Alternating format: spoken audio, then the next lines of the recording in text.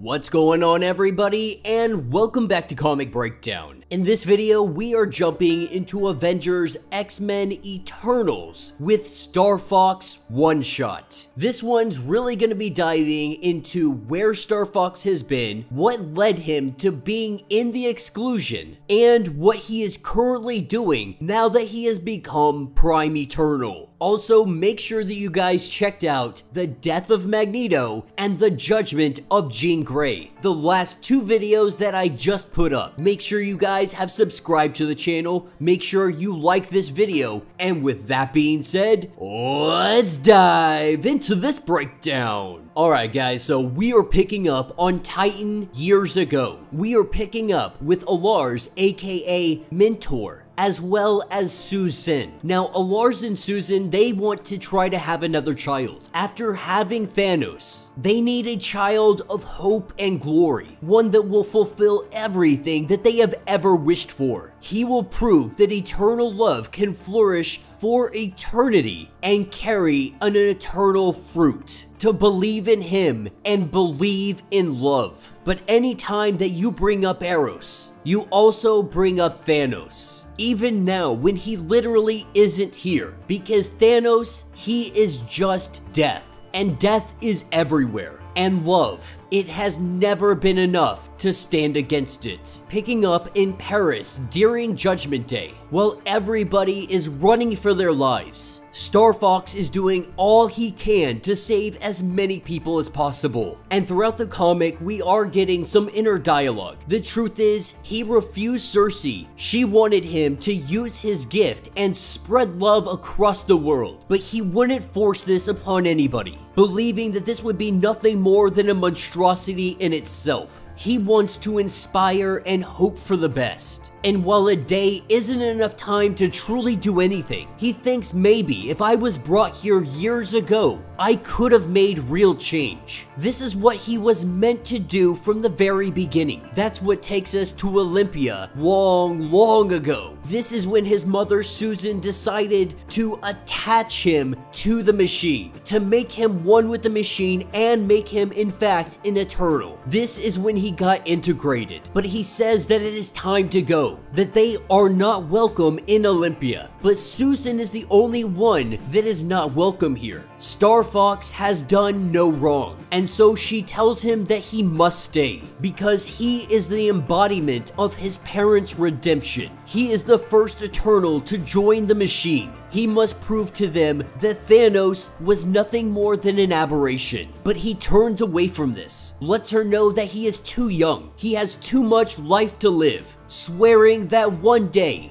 he will come back and he will do this. But he has been hiding from that one day for as long as he can remember. That is until he ran out of days. This is when we see from the sky a giant meteor falling, created by the progenitor. It is raining down death and destruction. Eros going up to stop it. He will do anything he can to save as many lives as possible. This is what takes us to deep space, throwing us back into the past years ago. We have the Recorder who has come to Starfox. Around this time, this is when he decided to start going by the name of Starfox, a name he used later on down the line when he was with the Avengers. But he liked this name. He felt like it was a better name, a more freeing name, because Eros, he is a man who is attached to destiny and to a murderous brother. Starfox is free among the skies, able to love and not just be loved. But this is the day that he got the news. Thanos has destroyed Titan. And though he fought Thanos for years, off and on, but only really as Starfox. As Starfox continuously fights against death right now. As he goes up and he takes down this meteor, we see a giant explosion. And while this does stop a devastating impact, all of the shrapnel goes flying in all directions. And he recognizes that he is not doing enough.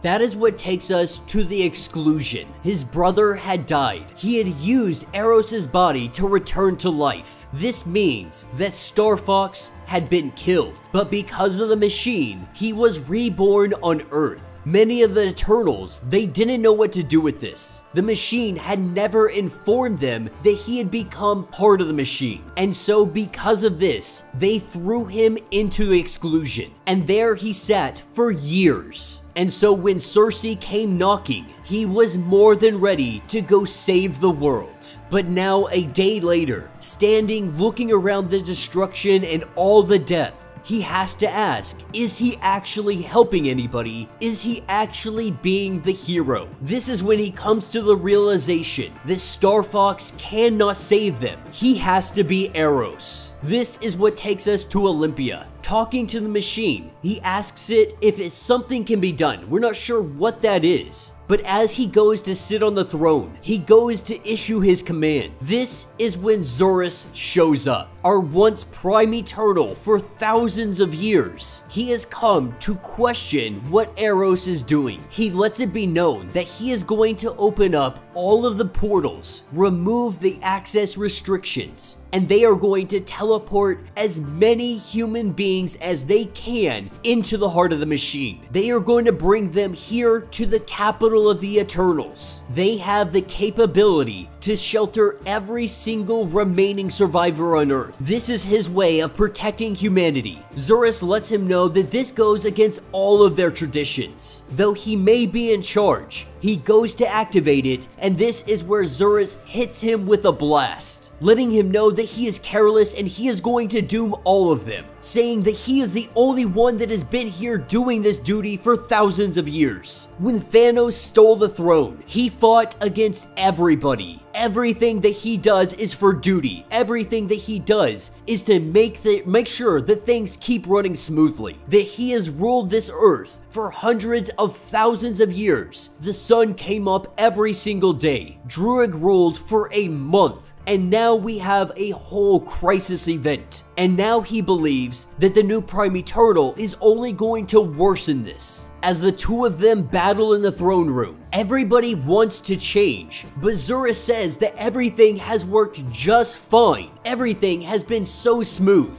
We protect the machine, we call deviation when it gets too wild. Why try to improve on a system that has continuously worked over and over and over again? All of this that is happening is because you guys are trying to progress. A priest brought a freaking celestial back to life in the name of progression. Even the creation of Eros and Thanos themselves was in the name of progression, of trying to change the status quo. Thanos then drowned the universe in corpses, and Eros will do nothing more than let these people down, telling him that he doesn't know the Eternals. While he was gallivanting across the universe, Zurus was here putting in the work. And don't get it wrong, Zurus, he loves the idea of saving humans. That is their job, that is their purpose. But if they open those nodes, he says that the Eternals will butcher them. And if you decide to do this, the Eternals will turn against you. They will never trust you. This is when he recognizes that he is right. They won't believe me, but they will believe you. He is suggesting the Zurus rules. When all of this is done, he says that he will give up the throne. He will give it back to him. But you have to listen on this one count. He doesn't want to lead. He wants to inspire. He wants to make things better. Today, we have the opportunity to save countless lives. And while Zurus is unsure about this, at the end of the day, he agrees. And so they make their plan. They play their parts. In all of the portals, they open up across the globe. The machine letting them all know that safety is inside, having nowhere else to go. The remnants of humanity make their way inside the city. And at least for this moment, they are protected. And that will be the end of this issue. So let me know what you guys think down in the comments. This was definitely a fun issue. We get to see where Starfox has been,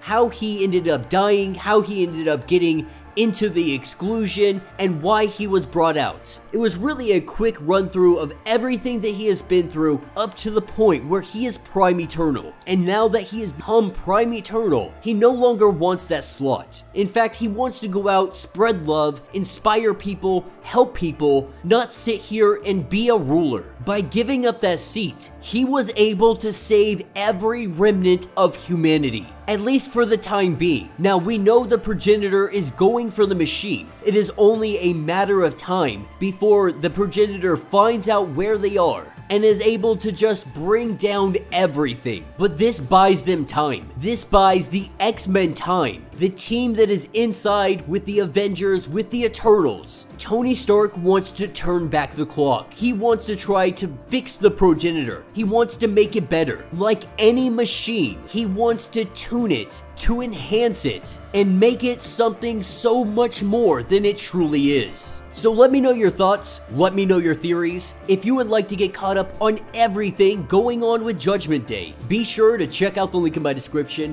as well as the top of this video. It is going to get you completely caught up on everything going on with this series. If you would like to support the channel, you can always do so by joining the channel membership. Much like Patreon, having 5 different tiers from $1 to $50, loyalty badges to free comics every single month. Not only are you getting tons of perks, but it helps out the channel tremendously. Now, if you can't do that, do me a favor, subscribe to the channel, like this video, hit that notification bell, and with that being said, until the next breakdown.